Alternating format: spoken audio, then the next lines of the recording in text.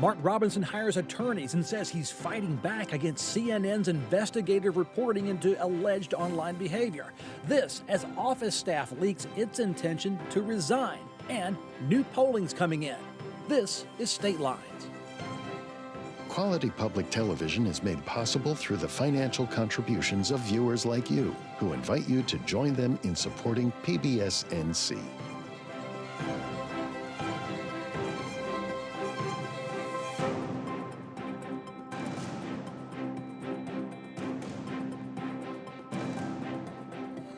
Welcome back to State Lines. I'm Kelly McCullen. Great panel to my right today. Don Vaughan joins us, Capitol Bureau Chief of the News and Observer. WUNC Radio's Capitol Bureau Chief Colin Campbell. Mitch Kokai, Senior Political Analyst of the Locke Foundation. And let's welcome back Axios Raleigh's political reporter, Lucille Sherman. At the Legislative Bureau, some of us have escaped that bureau, Mitch, and some are still stuck there. So, but good to have you back. Another rock-solid week for North Carolina politics. Mark Robinson's campaign announced this week that it is hiring attorneys to investigate CNN's reporting on internet messages that CNN has attributed to Mr. Robinson. The Banal Law Group has been retained to investigate claims made by CNN's K-File investigative journalism team. CNN released internet postings of messages. Its journalist report came from accounts owned by Mark Robinson, the gubernatorial candidate. The posts feature dates prior to Robinson's election as lieutenant governor, and Mr. Robinson promised a legal response earlier this week. We're not going to fight that out here, because that's what CNN wants us to do. What we're going to do is we're going to reiterate our thoughts again, and we're going to reiterate what I said in there. While this country is literally facing a crisis situation on the world stage, while our border is wide open, while our businesses are struggling, while folks are dying from fentanyl, while crime is spiraling out of control, you folks want to focus on tabloid trash, and quite frankly, I am sick of it. And there you heard from Mark Robinson. He was traveling earlier this week. Give him credit. He got punched, and he came out fighting, swinging at the media primarily. So what happens with this case over this week and into the weekend? Yeah, so the big question mark is, I guess, what happens next year. He's retained an out-of-state law firm led by an attorney who's actually worked for former President Donald Trump in some of the 2020 election disputes. So that's sort of a high-profile name working to, I guess, ferret out some information of some sort that could disprove that these posts really came from him. We haven't seen, as we're having this discussion on Friday morning, any evidence yet that's come out of that, but we also have sort of this pending deadline at the end of this week set by U.S. Senator Thom Tillis to essentially kind of put up or shut up, come up with some information that proves that this was not you, or step aside, or that the Republican Party should somehow move on, focus on other races, and just essentially, I guess, give in on the governor's race at this point. So we'll see. I think the next few days are going to be really pivotal for Mark Robinson's campaign in figuring out whether they've got some sort of information that moves the narrative a little bit more in their direction, because right now it's just been bad news after bad news for his campaign. Mitch, will have Thom Tillis' interview just a little bit later that I guess CNN caught up with him and asked him a few questions. I will say what I've seen online, there are many Republicans that are now coalescing around Mark Robinson now that this story is over a week old, and whether they don't believe it or they believe it, they're supporting their candidate. Your take on this? It was a big bomb drop week one. Now we're into week two. He's fighting back, and now there are attorneys involved. What seems to be awfully close to Election Day to try to start a court case now. Yeah, it's going to be interesting to see if Mark Robinson can have any kind of recovery from this bombshell. There are certainly some Republicans who are going to be behind him no matter what. And if you question anything about Mark Robinson, you're going to be on their naughty list. And so the interesting thing for Republicans moving forward is, how do you address those folks who are not going to hear anything bad about Mark Robinson? And how do you address the people who might vote for Republicans but aren't going to vote for Robinson and don't want anyone to associate with him now? That's going to be an interesting and difficult needle for Republicans to thread. I think one of the common responses we've seen is what you saw from Senator Tillis and now from some others who said, hey, okay, we'll take you at your word, Mark Robinson, that this isn't you, but you've got to offer some proof. You've got to do something. You can't just say it wasn't me and then sort of move along.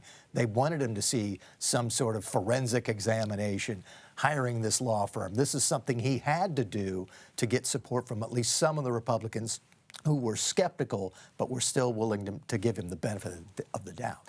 Lucille, as a reporter and as a journalist, how do we how do we cover this story when there's a fair amount of people out there that won't believe a word the media says because Mark Robinson's right, he has been smeared. And that was a smear, but if it's true, is it a smear? You can get to all this nuance, but it's Republican supporters now of Robinson, and it seems to be another group of Republicans who are now against Robinson, and now we have a civil war of at least rhetoric. Yeah, I think it's really interesting. I mean, what we know about CNN's K-File that broke the story is this is sort of their specialty. They're great at digging into stuff like this, and they've laid out a ton of evidence that sort of shows how they did it. This isn't a question of like how they got it. They explain all of that. There have been follow-up stories from organizations like Politico that have said, you know, this is where his IP address was pinging from, near his home at the time. So we've sort of seen mounting evidence in the CNN story when it broke, and since then that this sort of was him. I'm not really sure how his law firm is going to sort of be able to refute that. But what I think is really interesting is sort of, we know that there are going to be Republicans that support him no matter what. They're not the people that the Republican Party is really concerned about right now. They're worried about the people in the middle and how people in the middle, you know, these sort of swing voters, suburban white women, these are the people that they've been trying to get to coalesce around the Republican Party, President Trump and Mark Robinson, you know, in recent months. They're not really worried about sort of the people that are going to support him no matter what. They're looking for sort of the voters in the middle and if it's possible to move them at this moment. And I think from what I'm hearing from Republican Party folks is that it's sort of looking less and less likely that they can get sort of those folks in the middle to sort of side with Mark Robinson after this. Don, what's the role of regional, state, local media, if you will, compare, you know, when a story like this breaks at the national stage? So we're reading in Politico about the supposed logs from the internet that were pinged back to Mark Robinson's general location. How do you squeeze all that in around CNN, Politico, New York Times, and all these other larger players, at least from a budget standpoint? Well, I mean, you list everything. It's CNN reports. Yeah. We put it in the headline. You know, you add the other context, the Politico's reporting. You know, WRAL had a story out pretty soon after this about how Robinson was offered help to disprove the IT. I've been hearing a lot of that. There were like multiple offers of that Robinson didn't want that help.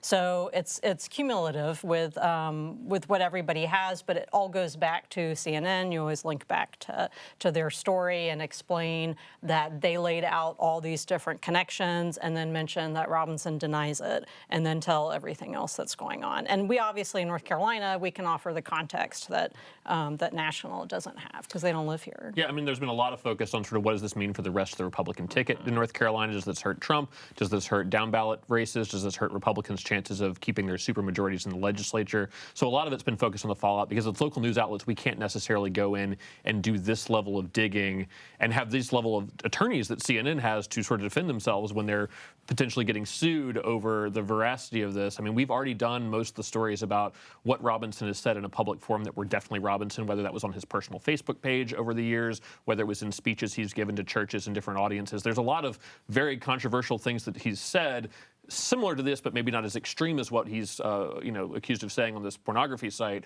that sort of creates this image of who Robinson is, and I think a lot of why he's behind 10% of the polls even going into the story. And we've broken other news too. Like, I mean, I had broken that the federal government was looking into the nonprofit Balanced Nutrition that Robinson's wife that closed earlier this year because of scrutiny. And this is part of a much bigger picture. And I think part of the reason that the Robinson CNN story is such a big story is because of everything else that everyone has reported on, that they've laid out with. And Robinson already was kind of this, not to this level, but was already a subject of We've all been on a Mark Robinson reports. beat for a long time in political circles in the state, at least among local journalists. And it's not just fodder for talking heads like the folks sitting here today. This is something that is part of the campaign because Democrats have definitely leaped on this as a way to tie any other potential Republican candidate, if they can, to Mark Robinson.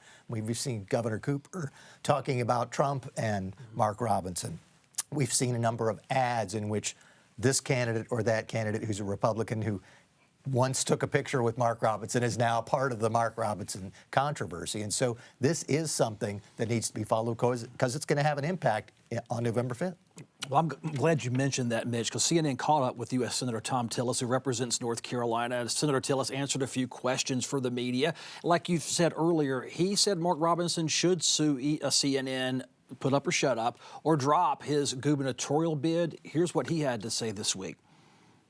I believe that Mr. Robinson needs to make a call fairly quickly, defend his name, or in the absence of a defense, then we've got to move on. And I would not, if we'll be making that decision this week. But I do think it's fair to give him the benefit of the doubt for a reasonable period of time, and I've fixed that as Friday. What does that mean? You're going to make a decision this week? If Mr. Robinson doesn't put forth facts as part of a lawsuit that would discredit the sources by this week, then we've got to move on. We've got an election that's 40 days away, and we've got to move on and focus on President Trump's success in North Carolina, legislative races, the Council of State, all the other things that I'm focused on in North Carolina. This is a lot bigger than any one person. But he can't drop out at this point.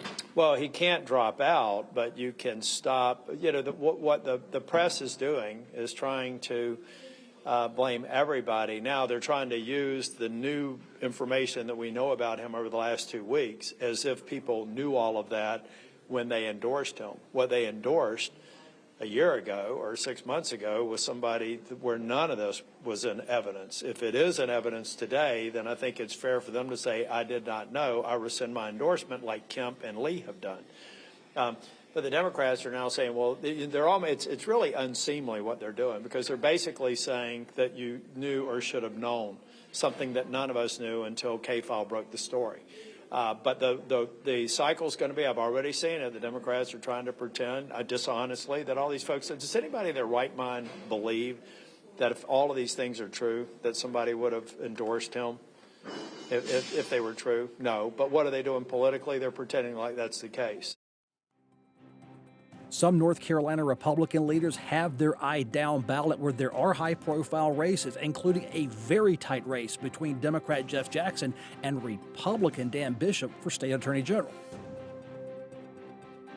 I wanted to bring a panel together to discuss the Attorney General race here in North Carolina. Public relations consultant Pat Ryan joins us, Don Vaughan with the News and Observer, former State Attorney General Rufus Edmisten, and Mitch Kokai of the John Locke Foundation.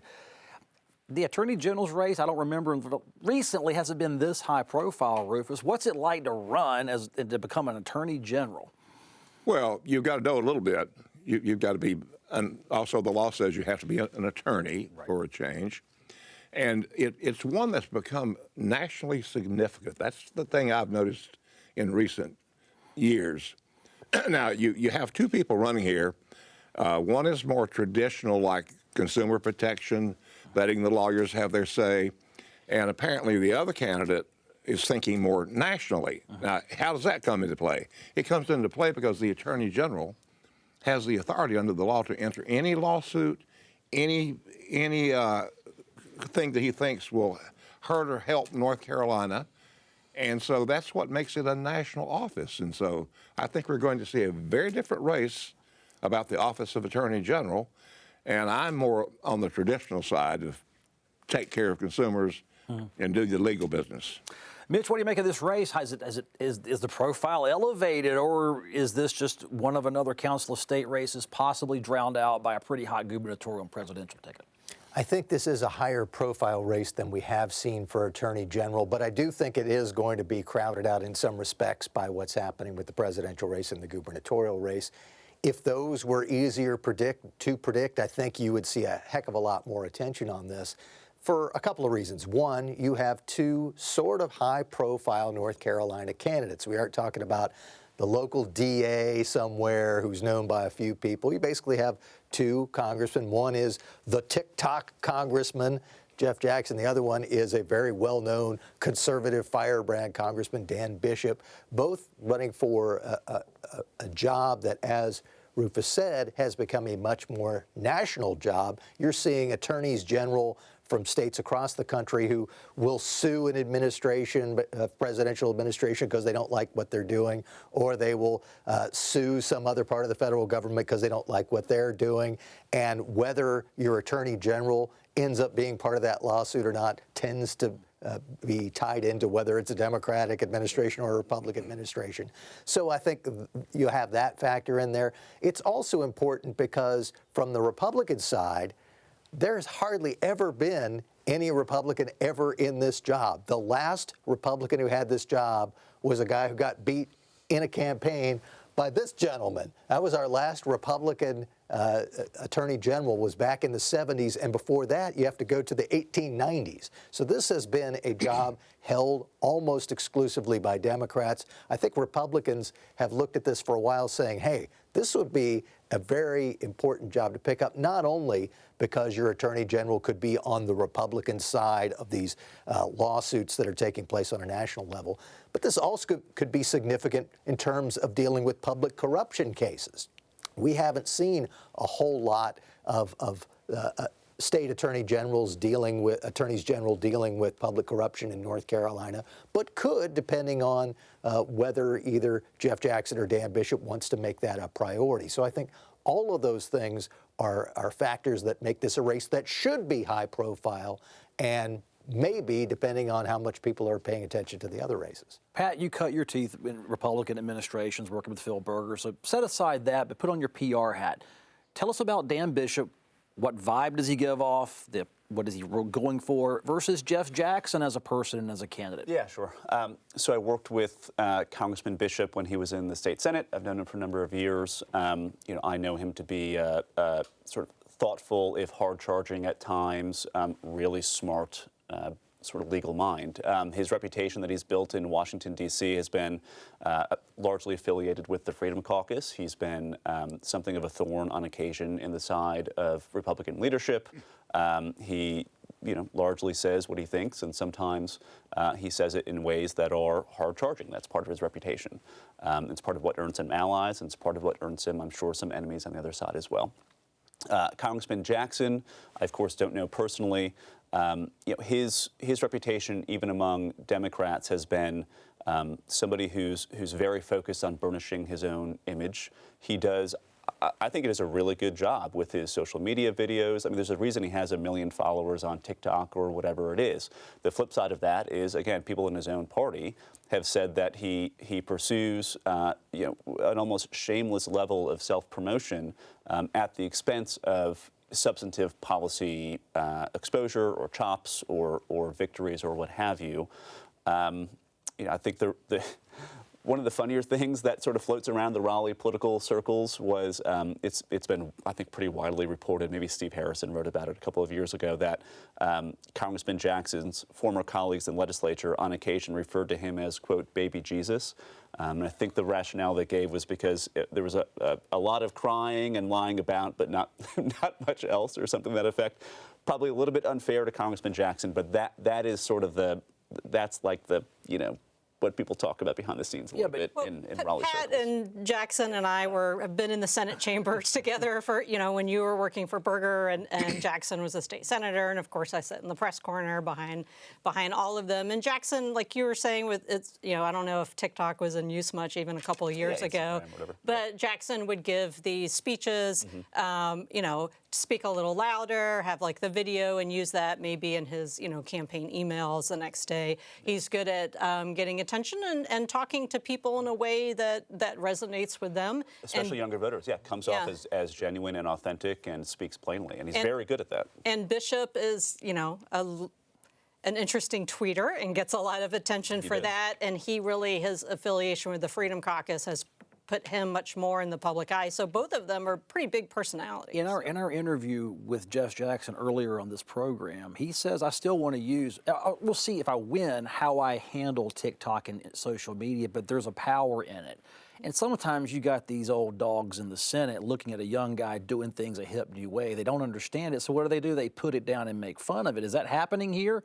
In your opinion, well, should I ask you your opinion, or should I just move the opinion over to Rufus? I can give you my analysis. Yeah, give your analysis. I'm going to use the word opinion, analysis. Well, Jackson is middle-aged, right? Yeah. I mean, and a lot of people, it depends on like what your personal life and professional life is, how much you use social media or not. I don't know if it's age necessarily, but some people don't use it at all. So he's trying to reach his voters where he can. where other people, go out in the field one-on-one or whatever platform they use to reach their voters. So obviously it's working for them with Democratic voters. I would never be elected again because I used to shake hands and go out and meet people and say, hello, my name is Rufus Edmisten. I'd like for you to vote for me. But that's passé now. Representative Jackson told me, we weren't in the interview, he was sitting here, he says, I'm on TikTok, I have 1 million followers, and that is or something like that's a fact. He says, voter identification, still 35, 36% for the candidates in this Bishop Jackson race. So no matter how famous he is on TikTok and maybe Instagram, 2/3 of our voters still don't know. Is that a societal problem or a money problem? Here's something I've noticed over all the years I've been in public office. Young people will talk a big game, but they don't get with it when it comes to voting. The Swifties, no matter what she does, they're not going to do anything more than they would do otherwise, because the young people just don't take part as they should in proportion to their population. Another thing that we haven't brought up yet, but another reason why this race is so important is Josh Stein is vying to become the 3rd straight Attorney General to go from this office to governor. So this has been a job that has been a stepping stone to being the highest level executive office in North Carolina. I'm not sure if Dan Bishop would want to do that. I mean, he's getting probably closer to near the end of his career than the beginning. But you would certainly see Jeff Jackson, if he wins this race, being a front runner the next time it comes around to being the next governor of North Carolina. Clear he's quite ambitious. Right. There's no question about that. He was going to run for U.S. Senate before he ran for Congress. Of course, he's running for Attorney General now. And yeah, I don't think anybody would be surprised if he pursued higher office beyond that if he were to win. How many terms does it take, Rufus, to get entrenched as an attorney general where people will say you're the shoe-in as a nominee? At least governor? 2. 8 years. I served 10 years, and Mitch said that I beat the candidate for attorney general that was Republican. That was odd. Jim Holshouser was governor. Robert Morgan resigned from attorney general to run for the U.S. Senate, and Jim Holshouser, my hometown, appointed a guy named Jim something out of Charlotte, who was only Attorney General, Mitch, for 3 months. Yeah. So that was no great victory. Why does the state seem to prefer Democratic attorney generals? The trend is certainly Democratic Party for this particular race. I think, in my opinion, part of it has to do with Roy Cooper was Attorney General for a number of terms, popular, continued to win re-election. And 1 year had no Republican opposition. Right. 16 years in office. Yeah, and Josh Stein was the incumbent in 2020. He only won by 14,000 votes. That was a very close race. And so, and you compare that, I think that maybe one of the better comparisons just in terms of what issues people think about when they're voting for that race is probably the judicial races. And you've seen Republicans sweep those for the last, I think, 2 election cycles.